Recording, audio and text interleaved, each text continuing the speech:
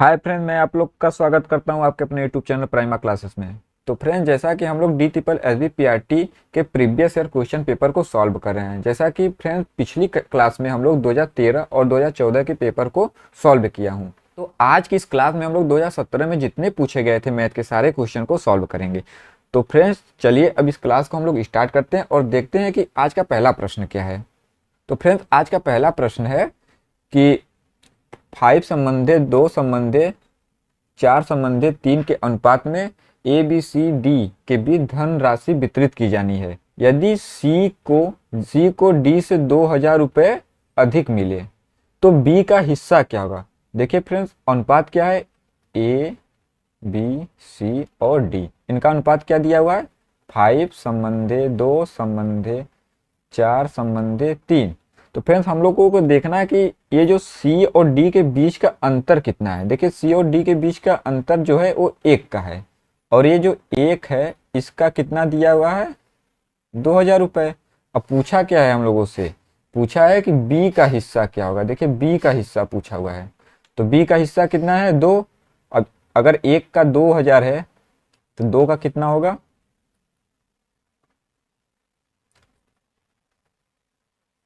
4000 रुपये। तो आप लोग का जो ऑप्शन ये दूसरा है ये वाला सही है। चलिए अब नेक्स्ट क्वेश्चन को हम लोग देखते हैं।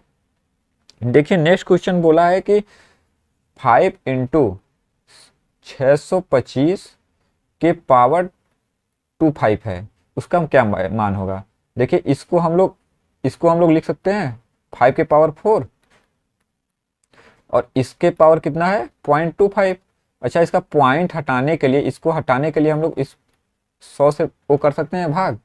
देखिए तो ये क्या हो जाएगा, 25 चौका 100, तो ये हो गया आप लोग का 5 के पावर 4 इंटू 1 के पावर 4। अगर इस 4 से इस 4 को हम लोग काट देंगे तो हम लोग के पास बचा क्या, हम लोग के पास बचा 5 इंटू 5। क्या हो गया आंसर आप लोग का 25। तो देखिए किस ऑप्शन में, आप लोग का ऑप्शन जो ये 2 है ये सही है। चलिए नेक्स्ट क्वेश्चन को हम लोग देखते हैं। देखिए नेक्स्ट क्वेश्चन बोला है कि कौन सी संख्या n कोष्टक में n+1 कोष्टक बंद फिर कोष्टक में n+2 के रूप में लिखी जा सकती है जहां n एक प्राकृतिक संख्या है।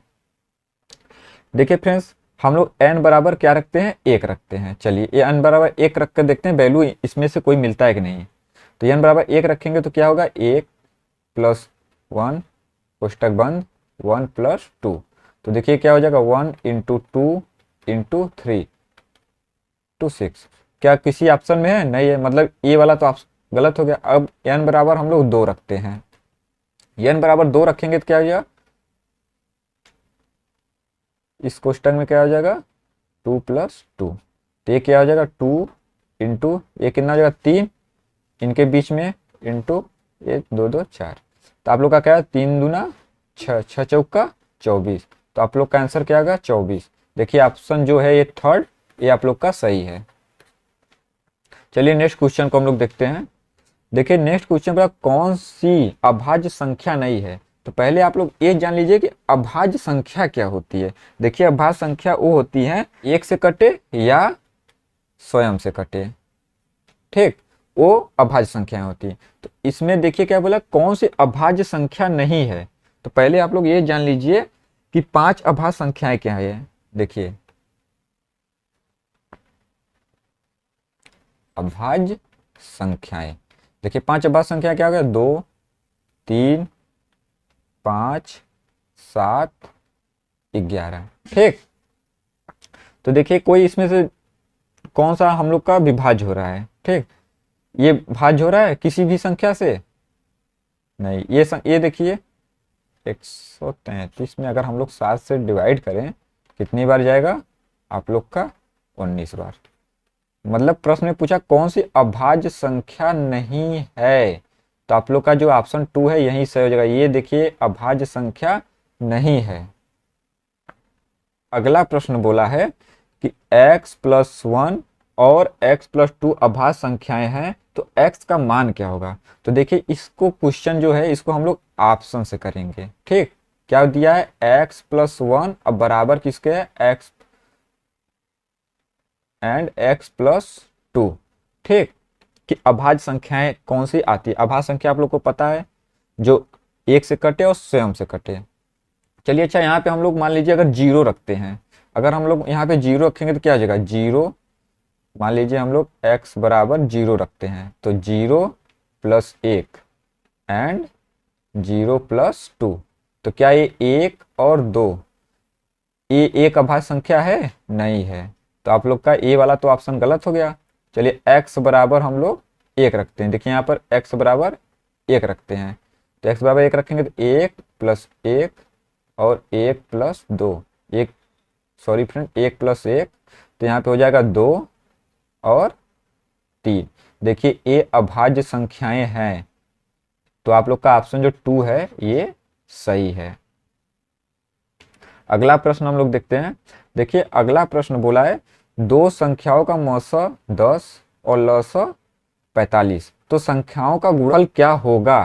देखिए फ्रेंड, एक फार्मूला आप लोग को पता होगा, ये होता है कि पहली संख्या गुणे दूसरी संख्या बराबर एलसीएम गुणे एचसीएफ।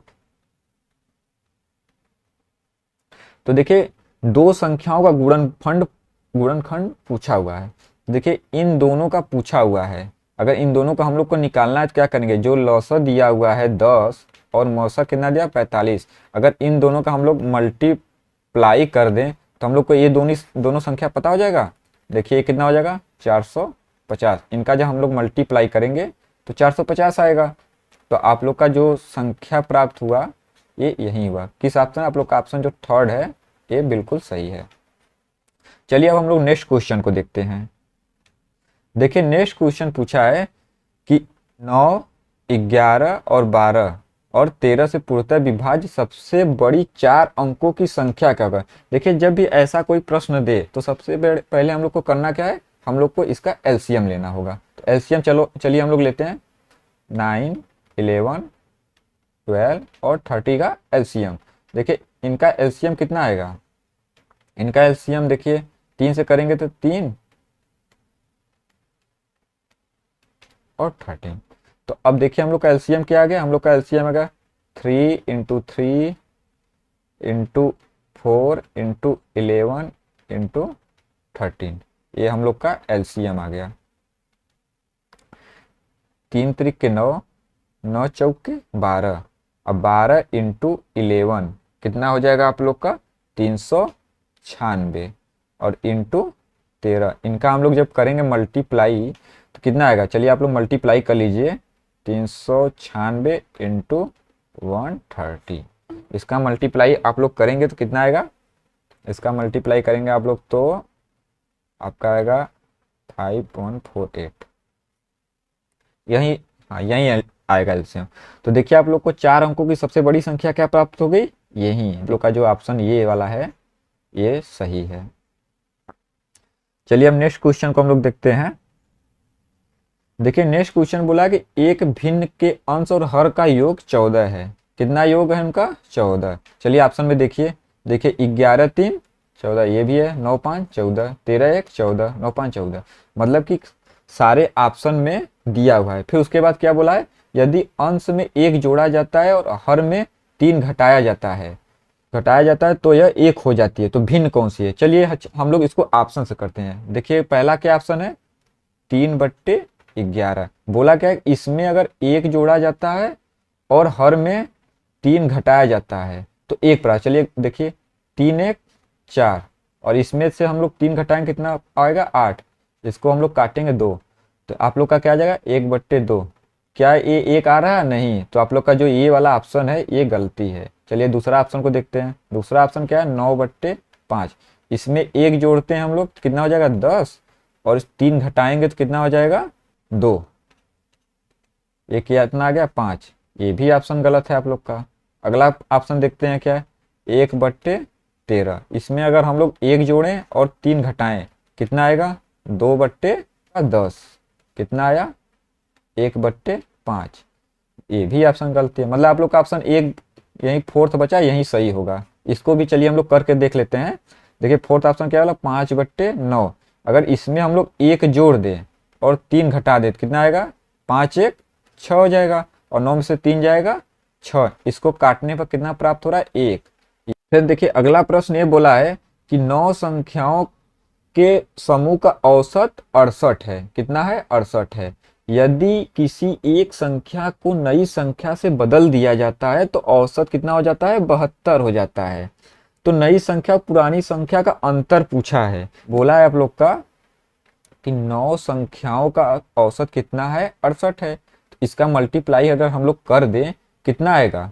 हम लोग का आएगा 612। अब फिर क्या बोला है? देखिए एक संख्या को बदला है तो संख्या फिर भी तो 9 है, तो कितना हो जाएगा? 9 इंटू 72 कर देंगे हम लोग तो कितना आ जाएगा आप लोग का? 648। और इनका अंतर कितना है? इनको जब हम लोग माइनस करेंगे तो हम लोग का आएगा 36। आप लोग का देखिए आंसर जो है ये सही हो गया। और इसको हम लोग सबसे आसान तरीके से कैसे कर सकते हैं? देखिए क्या बोला है कि 9 संख्याओं का जो ये औसत है ये कितना है? 68 है। और फिर उसके बाद जो नई संख्या था वो कितना हो गया? 72। इन दोनों का औसत, इन दोनों का अंतर कितना आ रहा है? 4।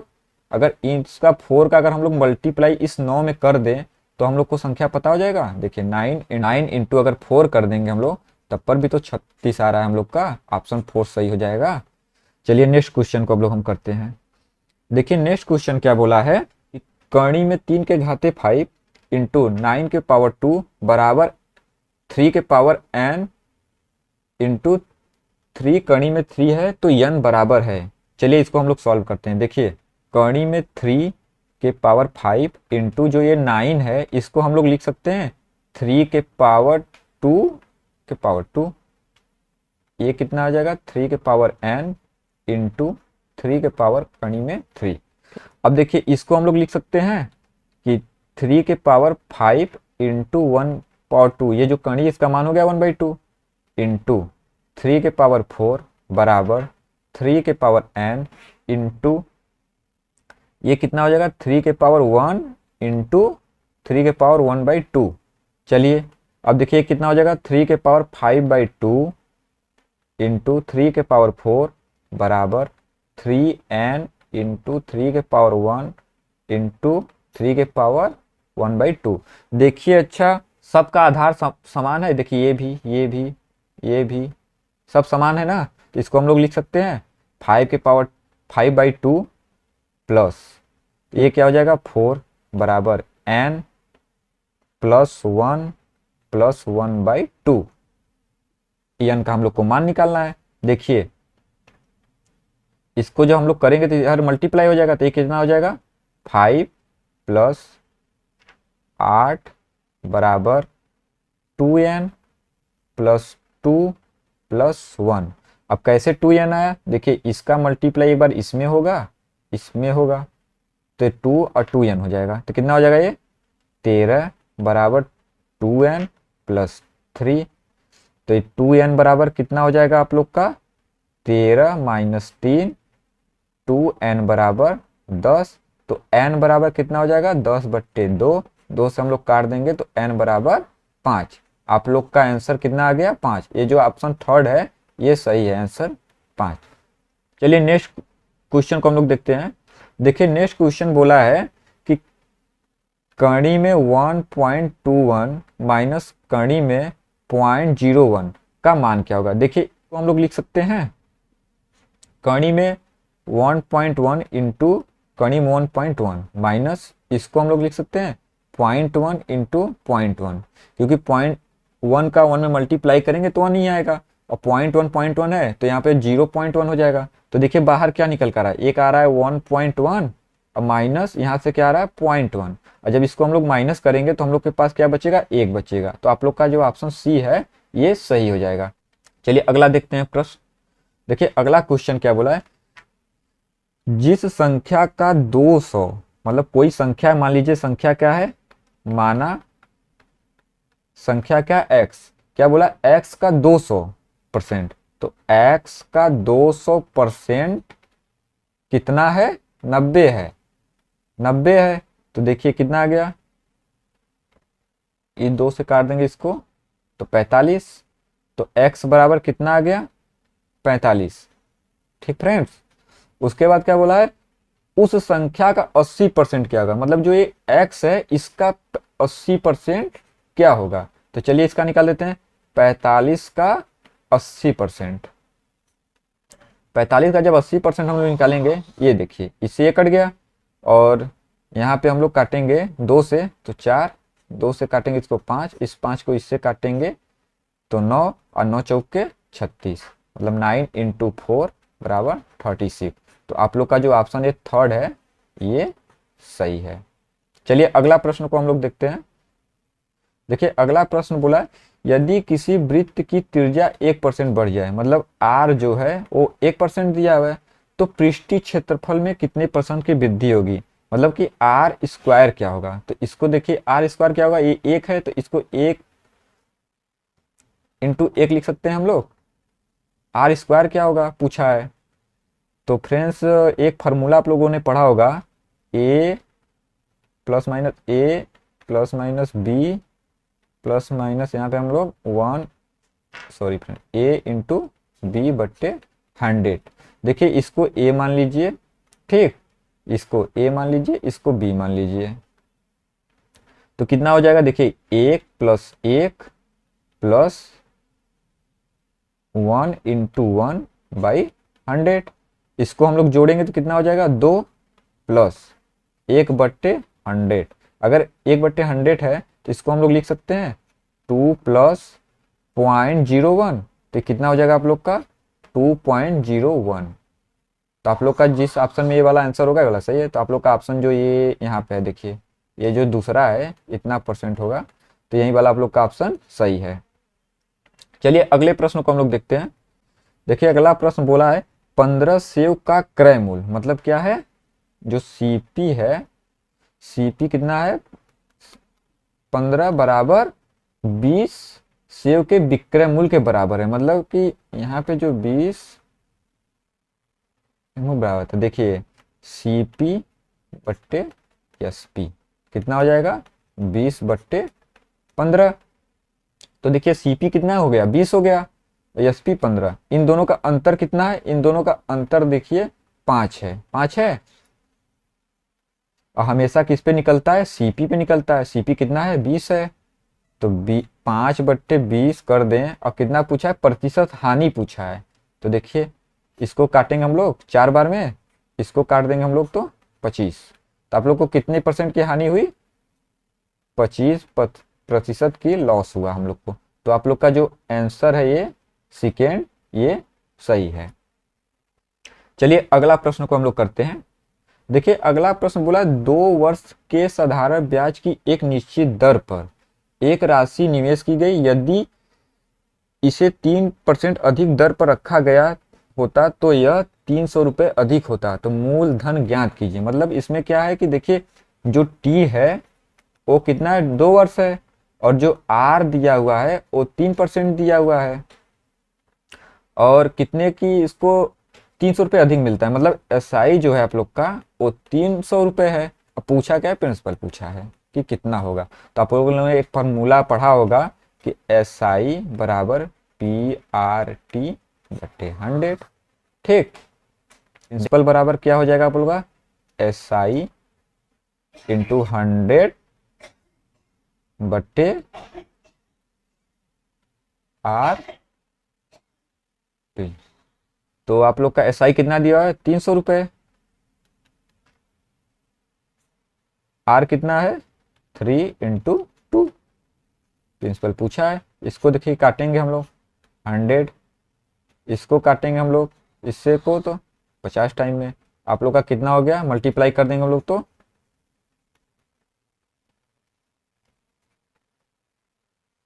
5000 रुपये। कितना 5000 रुपये। तो आप लोग का जो ये ऑप्शन फोर्थ है ये वाला सही है, 5000 रुपये आएगा आप लोग का आंसर। अगला प्रश्न है आप लोगों का, चक्रवृद्धि ब्याज पर जमा की गई राशि 12,000 रुपये की राशि 5 वर्ष में 2 गुनी हो जाती है। कितना 5 वर्ष में 2 गुनी हो जाती है, तो 20 साल बाद कितनी होगी। मतलब कि ये जो है 5 वर्ष में कितना हो जा रहा है 2 गुना, ठीक।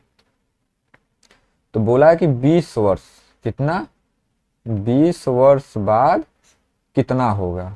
ठीक, कितना होगा ये देखिए, ये कितना है 5 का, ये 4 गुना है, ये 4 है गुना है, तो इसको भी तो हम लोग 4 गुना करेंगे, इसको 4 गुना करेंगे हम लोग तो कितना आएगा देखिए, 2 × 2 × 2 × 2, ये 4 गुना हम लोग करेंगे कितना होगा, 2 दूनी 4, दूनी 8, दूनी 16, मतलब ये कितना हो जाएगा 16 गुना हो जाएगा। तो देखिए ये जो 16 है इसको अगर हम लोग, ये कितना है 12,000 रुपये, इस 12,000 को अगर हम लोग 16 से मल्टीप्लाई कर दें तो हम लोग का आंसर पता हो जाएगा। चलिए मल्टीप्लाई करते हैं, देखिए कितना आएगा 0 0 0, 16 दूना 32, हासिल 3, 16 कम 16 3 19, हम लोग का कितना रुपए आया 1,92,000 रुपये। तो आप लोग का ऑप्शन कौन सा जो सेकेंड है ये सही हो जाएगा। देखिए अगला प्रश्न क्या है, अगला प्रश्न बोला है यदि एक समकोण त्रिभुज के आधार 4 मीटर और इस 5 मीटर है तो क्षेत्रफल क्या होगा। देखिए जो ये देखिए त्रिभुज है, समकोण त्रिभुज, इसका क्या बोला है आधार 4 मीटर, ये जो है 4 मीटर है और कर्ण कितना दिया हुआ है 5 मीटर, और ये बोला है तो ये कैसे निकालेंगे हम लोग। देखिए एक फॉर्मूला होता है आप लोग,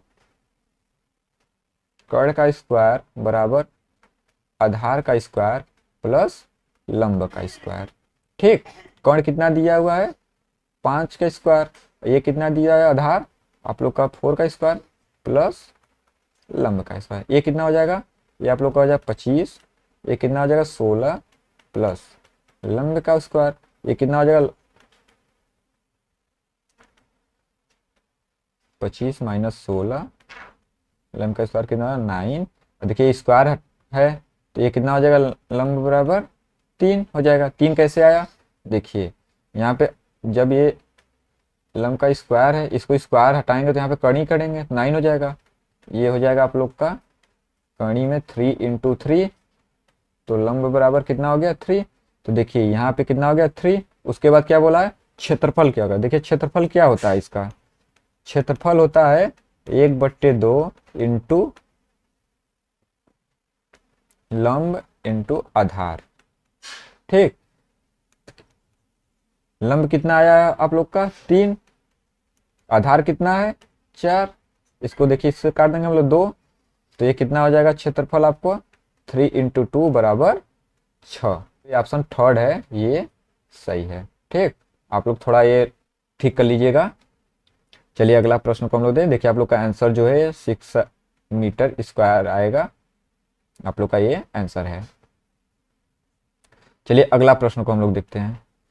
देखिए अगला प्रश्न बोला है यदि किसी आयत का परिमाप 200 मीटर, कितना 200 मीटर है और इसकी चौड़ाई 40 मीटर है तो इसका क्षेत्रफल वर्ग मीटर है। देखिए आयत का परिमाप क्या होता है, आयत का जो परिमाप होता है वो होता है 2 लंबाई प्लस चौड़ाई, तो परिमाप कितना दिया है 200 मीटर, तो यहाँ पे 200 रख देंगे हम लोग बराबर आप लोग का 2 × लंबाई नहीं पता है हम लोग को, चौड़ाई कितना दिया है 40 मीटर। ठीक, देखिए इस 2 से इस 2 को काट देंगे हम लोग, इससे 200 को, तो कितना हो जाएगा 100, तो आप लोग का हो जाएगा लंब बराबर कितना हो जाएगा 100 माइनस 40, तो लंब बराबर कितना आ गया 60। अब पूछा है कि इसका क्षेत्रफल कितना होगा। क्षेत्रफल देखिए जो आयत का क्षेत्रफल होता है वो क्या होता है लंबाई इंटू चौड़ाई, तो लंबाई कितना दिया है 60, तो इसके नीचे हम लोग क्या रख देंगे 60 इंटू चौड़ाई कितना दिया हुआ है आप लोग का, चौड़ाई दिया हुआ है आप लोग का 40, तो इसके नीचे हम लोग 40 रख देते हैं। अब इनका मल्टीप्लाई कर देंगे तो हम लोग को पता हो जाएगा। देखिए मल्टीप्लाई करते हैं हम लोग, 6 चौका 24, 2 जीरो है तो यहाँ पे हम लोग 2 जीरो लिख देंगे, तो आप लोग का आंसर कितना हो गया 24। कहाँ है ऑप्शन जो 2 है ये आप लोग का सही है।